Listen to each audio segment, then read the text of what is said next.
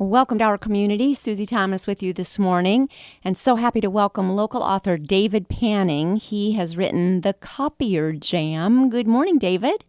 Good morning, Susie. Very nice to have you here. So, The Copier Jam, what is that about? Well, this is a book I wrote that's the culmination of probably 25 years of being a copier tech. It's just it's funny stories about things that have happened in the copier industry over 25 years. It's just good, clean humor. And I just love that you've taken what you've done for 25 years, because I've always said, and you absolutely make the case for it, everybody's got a story. Everyone's got a story. And I think most of us have been on the other side of having you come visit us because, every once in a while I would say my secretary would go on vacation just to remind me how much I needed her because I couldn't get that copy machine to work on my own ever. So I guess I'm not alone, huh? No, you're not wrong. There were lots of folks like me that you bumped into over the years. Oh, yes. Well, tell us a little bit about it. Tell us about first of all, your 25 years. Interesting field. You know you're going to be needed. Yeah, it is. It's I actually got started delivering them and moved into the service end and worked for some local dealerships around here. Am I allowed to mention those, or sure? Go ahead. Yeah, let's give them a shout out. Graphic Enterprises and American Business Machines, to name a few. But yeah, they're local dealerships here in Northeast Ohio, and just gathered up a lot of these stories from those experiences, working with other techs and stuff that they told me about, and stuff that I learned through training, and you start to build real friendships through that, don't you? Yeah, you do. There's a lot of people I've known for ever since I got started there. You meet people in training and you keep in touch with them over the years, and it's really interesting. A lot of them from California to New Jersey, you meet them in training and keep in touch, and yeah, definitely a lot of friends there. And even when we run into other techs that are from like different dealerships or different brands, you still you're both techs, so you both get along. There's no competition there. We're just we're all friendly there. I'm guessing somebody said to you, David, you ought to write a book. Yes, that was my wife. She she encouraged me to write the book. So I think I've been telling her these stories for years and years, and she said, you should write these down. So I did. Well, we love stories around here. We want to encourage everyone to actually purchase the book, but can you give us a bit of an hors d'oeuvre of what we can, not the whole banquet, but maybe a story or two to whet our appetite? Yeah, I started off with like stories going back to when copiers first came into the offices, and this is back from the 1960s, and they used to come with a fire extinguisher. The copier came with a fire extinguisher. It absolutely did. Okay, hold on. Is that because of the fluid? Because I remember, I kind of go back, and I'm remembering making, we called it a mimeograph machine, and we would buy these, the kinds of things for teaching would have like a page that was just nothing but blue ink, and then there was another page on top of that, and we pop that in the mimeograph machine and somehow make copies. You're talking about that far? Was that flammable? Were they playing with our lives back then? Yeah, they were. They actually, this was the xerographic process. That was the mimeograph process with the ink, but this is the xerographic, and they actually when Xerox came out. Yeah, exactly. So all these copiers, they would heat the paper to like 400 and some degrees Fahrenheit to get the toner to stick, and that was pretty close to its flash point. So if there was a jam or anything like that, it would actually catch on fire. And sure, you're talking 400 degrees and paper. Yes, exactly. So, I would never put paper inside anything that's 400 degrees on purpose. Yeah, so that was how they worked back then. They all used the same process. They all used that heat, and so they all came with fire extinguishers. Did you ever have to actually deal with fires? Not me personally, but actually I've got a story about somebody I worked with that the copier caught on fire, and it's a story about him putting it out and everything that happened, and it's just a kind of behind the scenes stuff about like that humorous. Oh my goodness! Humorous things about the copiers catch on fire, copiers that get dropped, copiers that. Humorous because it had a happy ending. Yes. Oh yes, yeah, absolutely. Wouldn't be too humorous otherwise. No. So, oh my goodness. So the Copier Jam. Love the title because we've all been there. Where did that come from? I guess there was a lot of. I've seen copiers that they want to name them Bob Marley because they be jamming kind of thing. And I think that was sort of the because you get to see all the comics, all that stuff that people put up above the copiers on every different office you go to, and we see that one a lot. So that was sort of the inspiration for the title. It's great because we're kind of jamming as we read the book, just enjoying one story after another as well. Yeah. Yeah. There's lots of stories in the book. So the word Xerox, is that, first of all, I think of it as a brand name, but like Kleenex, it's become also like the word itself. And it even became a verb, right? Can you Xerox this for me? Yeah, exactly. Can you Xerox this? Can you make a Xerox? And yes. A noun and a verb, but it actually was really a name brand. Where did that come from? They described it as a xerographic process was where it came from, and I think Xerox just took the first of that half of that to make their name. I kind of forget the whole history of Xerox. It's like Chester Carlson or Cole, but anyways, he was the one who sort of the process was actually invented, I think, even years before that, but. So he took the name of the process and turned it in and made up a word, and then that became kind of like Kodak. Doesn't mean anything. It was a made-up word. Yeah. But we know it for photography, and Xerox we know for copies. Yes, exactly. So that was what they did was they made it. They sort of made it popular in 1959. They had it at the World's Fair, and then in like the 60s, it just took off. It just went in offices everywhere from New York to Chicago. It just revolutionized the industry, really. And because prior to that, everybody used the mimeographs and the printing presses and typing machines and all that. And so to be able to just put a piece of paper and hit a button and have a copy come out was revolutionary, and it totally took off in the 60s. And it sold so well, even giving it a fire. Well, they didn't call it a fire extinguisher. That was the other thing. They renamed it a scorch eliminator. Is what they called it. The euphemism. It was standard issue with every copier that came out then. Wow. When did that change, or did it? Well, it went to a liquid process, and then went to a toner process, and then everything now is like a toner process. And I also include some stories about that because toner, it used to be iron oxide, and that's kind of combustible. And that was the other thing that we weren't allowed to call them explosions. They were rapid combustion events. So wait, say that again. Yeah. They were rapid what? Rapid combustion events is what they were officially known as. We're not allowed to say explosion. Okay, but don't say the E word. Yes. Oh, man. So we had to call them because if you were vacuuming out the toner and your vacuum blew up, or if there was other... were you allowed to say blow up? No. They were rapid combustion events. Okay, if an event happened.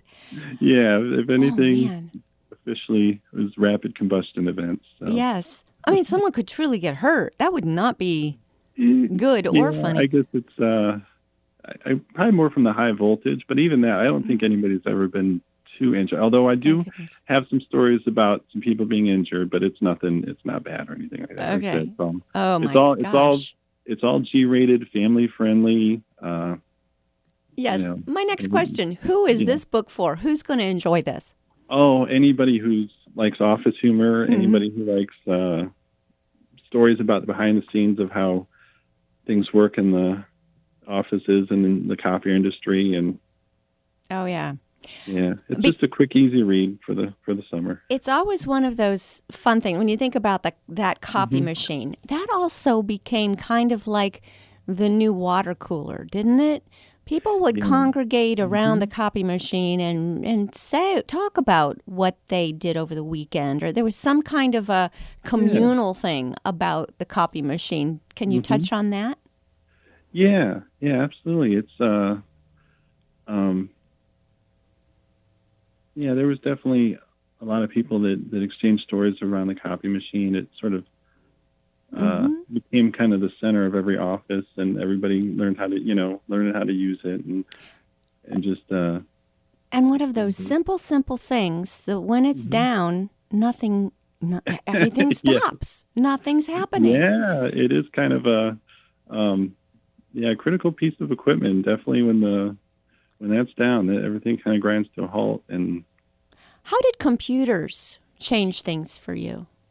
oh, they they really did because everything used to be analog, and then when it switched to digital, we didn't need as quite as many techs, and they did a lot more. So it really did sort of revolutionize how our training went, how um, their role in the office. They took over a Hmm. lot more printing, a lot more desktop publishing and stuff like that. Became a lot more involved in scanning too. That's all huge now. And I'm So wondering about when copy machines became more personal, like everyone started to have one a smaller one at their own desk, kind of just hooked up yes, to their own computer.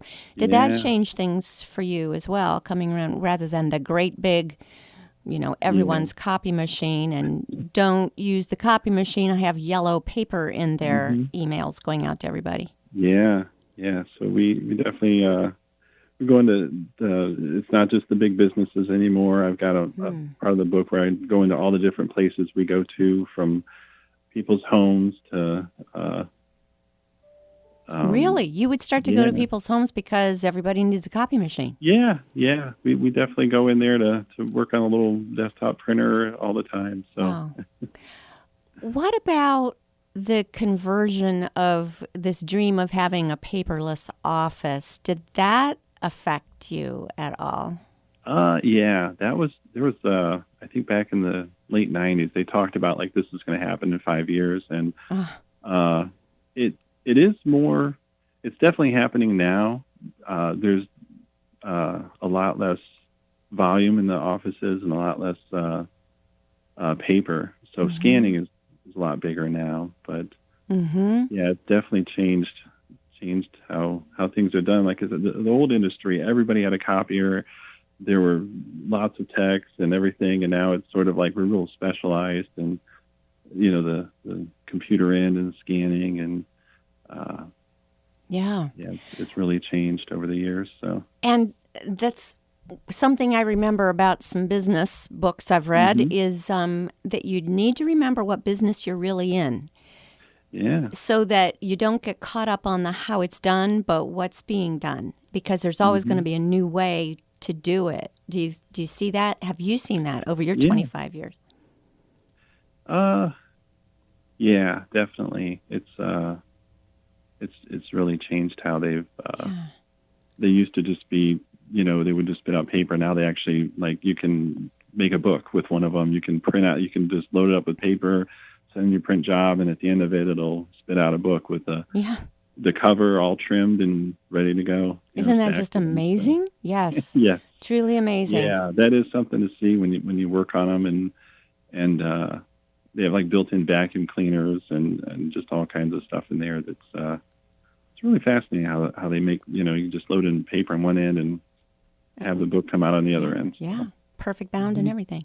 yeah, yeah, Also, copy machines started having faxing ability in them, and then faxing came and went because yeah, suddenly we were just emailing everything, attaching yeah. documents to emails. But Hmm. I feel bad for GPS makers and fax machine makers because suddenly Yeah. other things just did that.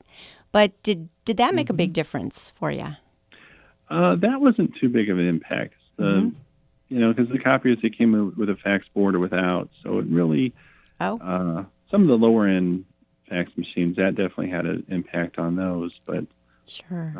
Yeah, the overall wasn't that not as big as the printing, because once we went to digital, everything was all print and all about capturing the clicks and everything. So. Yeah, yeah.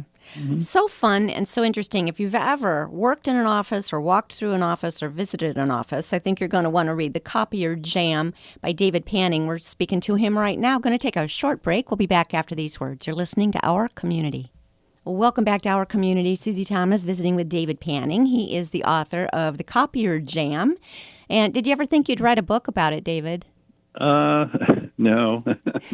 Can't say if I did. My wife, she likes to write, and she's definitely been a prolific writer in her life. But Oh, nice. I'm just this is my first attempt, and it started off, just kind of writing a few pages, and I thought, well, okay, this is a blog post or whatever, and then she kept encouraging me, and I guess it just turned into more stories and more, and different whatever facts I could throw in about the copy industry, and it eventually got, I think it's 80 some pages now. Oh, so, my goodness. Yeah. How fun. What did you find, what did you learn in the process of actually writing down these stories? That rewrites are very important, because the rough draft is rough. I'll say that. So. Well, that's an old saying, David. The good writing's in the rewriting. That's absolutely true. Yes. Just keep rewriting it. Mm-hmm. I think, and I tried to, you don't have to be a tech to like it. I tried to make it, I think when I originally wrote it, I was being too technical about it, and I just had to okay, let's just strip all that out and get back to what's the story about, what's the interesting parts, the funny parts, and how did you break it up into chapters? Just one story after another? Or yes, because you would have to remind yourself, wait, I'm not selling these. I'm not fixing these. I'm just telling stories here. Yeah, I've got, there's 5 main stories in there. And then between the stories, I include just some short anecdotal lists about service calls, about things said to a copier tech. What are some of the craziest things someone has ever said to you as a copier tech? And I really hope I don't hear something I've said. Oh, no. Okay. No, maybe let's see, people always come up and ask, can I make a copy while we're working? I guess that's what we get a lot, but that's just. Sure. And you see all the tools laying around, and the whole thing is opened up, and the guts of it spilled all over the place. And yeah, of course you can't, right? Yeah. It's funny because they just, I've had people come up and stand next to me, and they're like, oh, I thought you were using it, and it's just like, oh, okay. I wonder why you were standing there so long, but that's funny. That's kind of the funny things that have been said to us. What other stories are you willing to share? We promise we'll go buy the book. We'll go buy the book? Sure, yes. Tell us another story we'll find in it. Let's see. Another one, I talk about fuser oil. That was, like I said, I got stories about copiers being moved, copiers catch on. The one about the fuser oil I think is the funniest, because it's some of the fuser oil gets on the floor and it gets real slippery, and people are slipping and falling. It's just it's real messy stuff, and it's kind of Well, toner was could go everywhere. Yes, I do. I cover toner spills in there. There's some stories about different times toner is spilled out of a copier, and different messes have been made. And Do copiers still have toners? I haven't worked in an office in a while, so they still have toner. They still have toner. Yeah. And do you have any keys on how to get it out of a white blouse? No, I just use cold water, and don't use heat. And okay, why don't use heat? That puts it in for good. It'll melt it it'll melt it in further. It's kind of like. That's how it's heat activated to get into the paper. So you should probably use cold water in the washer or something. So yeah, my wife probably has really good tips on how to get it out, because there have been times I come home with toner or ink or. You'd have to be covered in it sometimes, right? Yes, exactly. There have been quite a few times that I've had some toner spills in my lifetime that it gets all over you. Oh, So, my goodness. Well, hmm 25 years of doing this. What you had to have really enjoyed it. What did you like yeah. about doing your work? Oh, just all the different places we go to throughout the day. I've been in the blimp hangar there in Akron and nuke plants and just all the different. There's just all kinds of different places you go to. I know somebody said they went to a two-room schoolhouse on an island in Maine, and they got there by boat by a mail ferry to get on the island and to work on a copier there. So Mm. and I guess I know there's text from the Pentagon and Ooh, just wow. yeah, lots of different. The one with the nuke plant surprised me because there's like a lot of security to get in there. All the armed guards and they're armed and body armor and everything. It's like Where the were there? Where were there? At at the nuke plants. Yeah, the military bases and the prisons. It's it's the security there, but the nuke plants, that security is whoa. They really are serious about that. All the wow. guys have like the M16s and they are armed for And yeah. saying to somebody that's hmm standing there guarding something, "Hi, I'm the guy here. I've come to fix the copier," sounds Yeah. like maybe you're You're seeing of a line. infiltrate. Yes, it does sound like a line from a movie hmm of how the bad guys get in. Yes. Did you have to do some kind of proving to that Uh, you were who you yeah, were? we do. We usually carry like a business card or something with our logo. Usually that helps to have a logo or of your Mm-hmm. company and all that. But they once you get to know them, they're real good about letting you in, and they know what you're there for and everything. And it's yeah, It's it's the definitely great leveler, isn't it? When I think it about is. the fact that you're Yeah. visiting the Pentagon and hmm prisons because Yeah, everybody needs to make their copies. sure they do. Yeah. Do you see a day where they won't be necessary? Is that ever going to Mm. happen? I can see it going to uh, more like on the high end stuff and the low end of stuff. I can see where the office copier might eventually be phased out, and it might be more of like a personal, like Mm-hmm. a personal printer just sitting next to you with the scanning and printing capabilities, and then you'd have like a print shop with the high end sorting, stapling, and all that. But So yeah, I mostly just noticed for that. personal use, not as much in Mhm. just a normal old office. Yeah, I think with everybody working at home now, I think it's really been hard on the copier industry lately. So I know, but yeah, I could see eventually kind of go into that, where it's more of it's not as important as it used to be. Like you said, it used to be like a water cooler where everybody gathered, Mm-hmm. everybody used it. You had Mm-hmm. workrooms with lots of people coming and going, and now they're kind of just they're there, and occasionally people use them. It's not like the big workroom thing that used to be. You mentioned the work at home thing. I think this was hmm something businesses were talking about a lot. Some would grant some people, okay, you are allowed to do some more, maybe one day a week work from home. And that was sort of written into their agreement. But hmm the coronavirus really forced that issue, didn't it? And where Yeah. I think businesses had hmm to jump ahead, leapfrog over where they were before and figure out ways for folks to hmm work at home. And now, do you kind of see that becoming more of a trend than and quicker than it might have otherwise? Oh yeah, yeah, definitely. I think that a lot of companies are going to have more work at home opportunities, and I know it's already impacted the copier industry. There have been a lot. Service calls, instead of getting like 4 or 5 a day, it's like getting 1 or 2 a day, and Mm-hmm.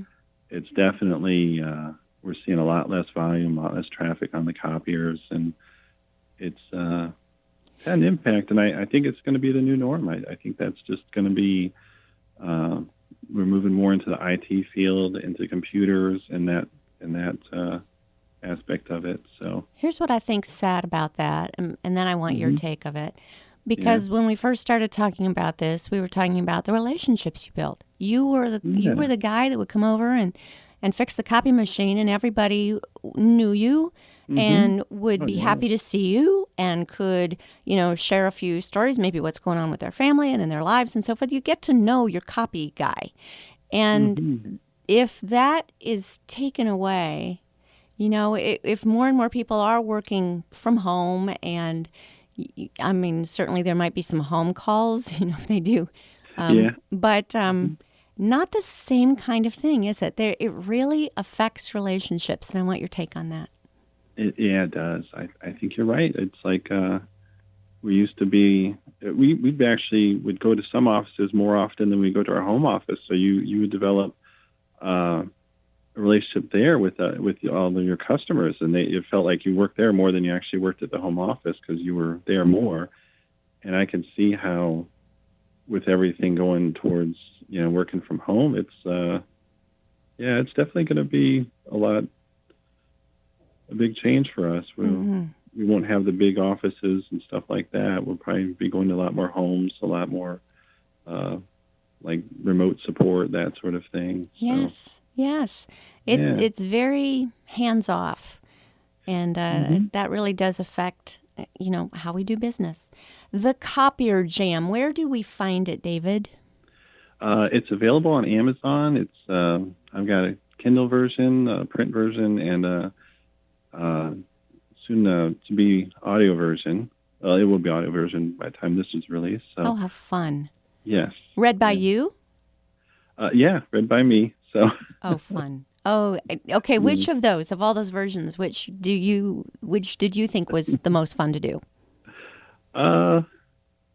If you don't say print, I'm going to be disappointed. Okay, the print. I guess seeing that print version come in and open it up and unboxing it and seeing this thing that was just an idea turned into a physical reality, I guess that was the biggest kick, because I never thought of myself as an author, but seeing this thing in print with my name, and I'm like, oh, that's something I made. Wow, look at there. So yes, and someone had to print it off on a copy machine of some kind. Who was your publisher? Who did you have do it? We did self-publishing, but I'm sure whoever printed that off is probably mad at me because it's all black cover and those tend to jam. So. And they were saying, how ironic. Yes, I know. I do have to ask you, how many times did you go into an office and have somebody say from Saturday Night Live, making copies? Did you hear that? Did you hear it over and over? Yes. Had a feeling. I tried to get through this whole time with you without saying it, but I just couldn't not do it. No, we enjoy that. It always cracks me up, all the different expressions from The Office or from Saturday Night Live, all those things. Yeah, we've heard it all. We get used to it. We actually look forward to it. So, well, for some fun summer reading, it's The Copier Jam by David Panning. Get it at Amazon or wherever you find books. David, thank you so much for joining us on our community today. Thank you for having me, Susie. It's been a pleasure.